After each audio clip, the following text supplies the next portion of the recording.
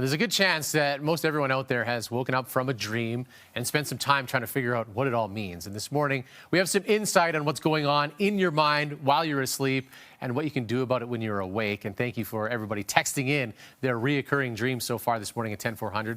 Registered psychologist Lisa Rowbottom is here for more on this. So, Lisa, let's start off. What's the purpose of dreams? Why do we dream? So there's a couple of theories.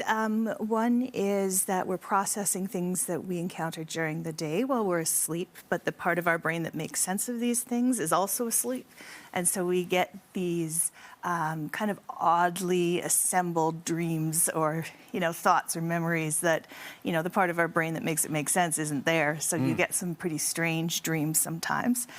There's also a theory that our brain uses it for emotional regulation, but more in a future-orientated way.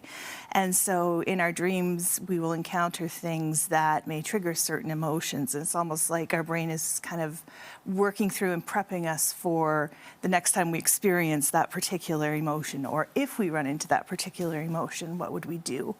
That is a very interesting one. We've heard from people on the text line talking about tough dreams in anticipation of getting out of a tough relationship or something like that, and then the dream goes away when they actually do that.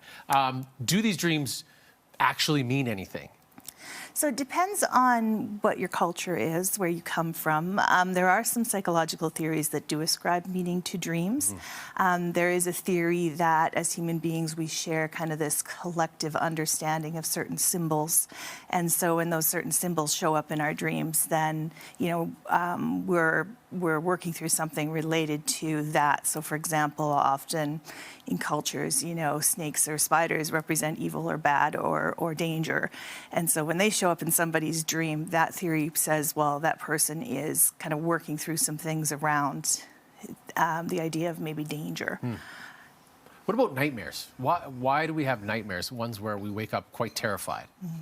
So again, if we go back to the emotion processing side of things, it's our brain kind of prepping us for the potential of that thing happening. And everybody's mind is going to be a little different as to what they think are potentials.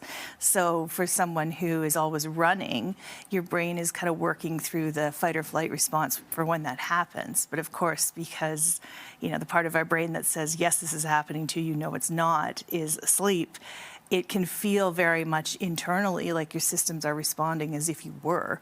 And so you get a very vivid experience of running.